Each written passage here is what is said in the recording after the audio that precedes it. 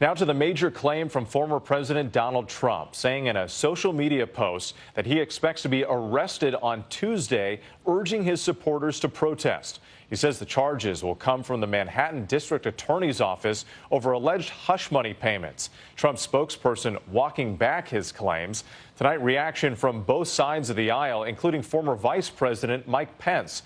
Here's ABC's Jay O'Brien. Tonight, former President Trump claiming he expects to be arrested on Tuesday and telling his followers to protest. In a post on his social media app, Trump saying he believes the charges will come from the Manhattan District Attorney's Office and stem from alleged hush money payments that Trump made to adult film star Stormy Daniels during his first presidential campaign.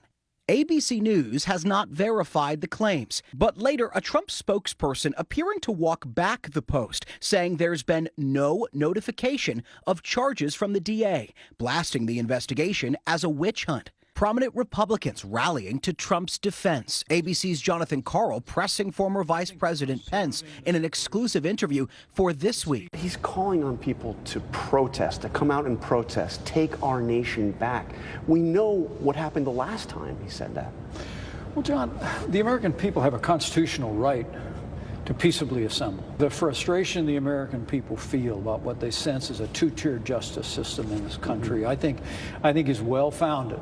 I believe that people understand that if they give voice to this, if this occurs on Tuesday, that they need to do so peacefully and in a lawful manner. On the Democratic side, former Speaker Nancy Pelosi tweeting, "No one is above the law, not even a former president of the United States." The former president's announcement this morning is reckless. For months, a grand jury in New York has been ramping up its probe, examining if Trump's alleged $130,000 payment to Daniels violated campaign finance laws. But the case in New York just one in a series of investigations swirling around Trump, including in Georgia, where prosecutors are weighing whether to charge Trump or his allies over alleged attempts to overturn the 2020 election results in that state. And special counsel Jack Smith investigating the classified documents seized by the FBI from Trump's Mar-a-Lago estate, as well as the January 6th insurrection and Trump's alleged attempts